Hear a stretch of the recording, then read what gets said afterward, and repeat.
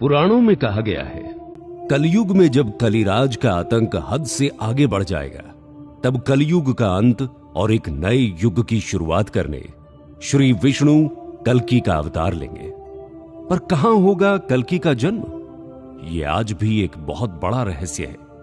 कहा तो यह भी गया है कि कल्कि वहां आएंगे जहां 7 इमॉर्टल्स और 7 सप्तऋषि आज भी जीवित हों, और जहां ये सभी हिडन ह्यूमंस सदियों से कल्कि के इंतजार में ही रुके हुए हों, और वहीं ये सभी कल्कि को सिखाएंगे ब्रह्म विद्या और उन डिवाइन अस्त्र शस्त्रों का ज्ञान जो रामायण और महाभारत काल के बाद इस धरती से गायब हो चुके हैं। इंडियन वैदिक स्क्रिप्ट की माने तो हिमालयन रेंज के एक मिस्टीरियस माउंटेन में आज भी एक ऐसी ही अनोखी दुनिया छिपी हुई है जहां ये महामानव अपनी समाधि में लीन है।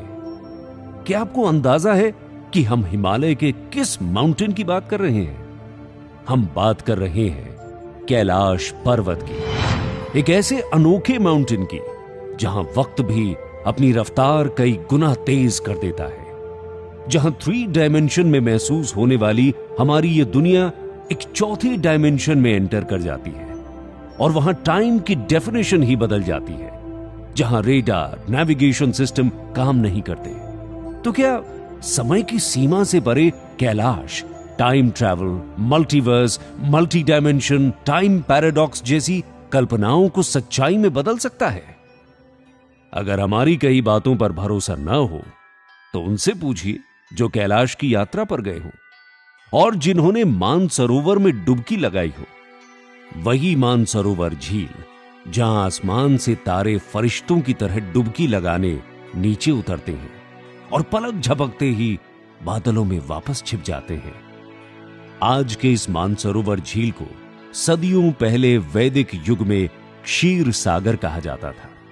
वही क्षीर सागर जहां विष्णु अपने शेष नाग पर बैठे इस संसार का पालन करते हैं, और कहा तो यह भी गया है कि शेष नाग ही इस धरती को अपने फन पर संभाले हुए हैं। तो क्या आज जिस कैलाश को साइंटिस्ट एक्सिस मंडी कहकर पुकारते हैं, उसके नीचे वो शेष नाग छिपा हुआ है? बौद्ध एंशिएंट स्क्रिप्ट भी कहती है कैलाश के अंदर एक गुप्त शहर है, एक ऐसा शहर जिसकी ना तो कोई जमीन है और ना ही कोई आसमान, जिसे कोई शांग्रीला के नाम से जानता है तो कोई संभाला, तो कुछ वैज्ञानिक इसे एलियंस की दुनिया मानते हैं। तो हिंदुओं के लिए यह शिव का निवास है, उनका कैलाश है। कुछ लोगों के लिए यह धरती और स्वर्ग को जोड़ने का गुप्त दरवाजा भी है। फॉरेन साइंटिस्ट ने तो यहां तक कहा कि कैलाश पर ऊपर चढ़ते वक्त उन्होंने कुछ बहुत ही अकल्पनीय देखा। न सिर्फ इतना, बल्कि कुछ सालों बाद ही उन सभी की मौत भी हो गई। रूसी साइंटिस्ट ने यह तक कहा कि कैलाश एक पर्वत नहीं बल्कि ह्यूमन मेड पिरामिड है, बल्कि इस दुनिया का सबसे बड़ा पिरामिड है, और इन पिरामिड के अंदर से ही वो अजीब सी आवाजें सुनाई देती हैं। क्या है वैक्यूम पिरामिड का राज? नासा कैलाश पर्वत के किन रहस्यों को उजागर करती है? कैलाश में ही क्यों दिखते हैं ये हिम मानव? कहां रहते हैं महाअघोरी? क्या कैलाश के राक्षस ताल में आज भी राक्षसों और रावण जैसे महादानव की रूह घूमती है? क्या कैलाश पर्वत पर कंपस काम नहीं करते? क्यों अक्सर दिखते हैं यूएफओ कैलाश पर्वत के नजदीक?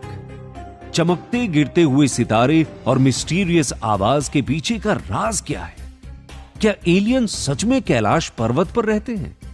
और क्या भगवान शिव ही एलियन है? बौद्ध धर्म के अनुयायी और चीन कैलाश के अंदर किस नगर की तलाश में जुटे हुए हैं? क्यों चीन ने कैलाश को घेर रखा है? और क्या हुआ था गुंगे किंगडम के उन 1 लाख लोगों के साथ? क्या वो कैलाश पर जाकर गायब हो गए? और कैसे?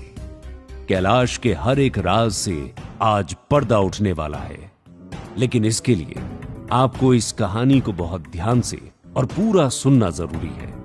तो बने रहिए हमारे साथ।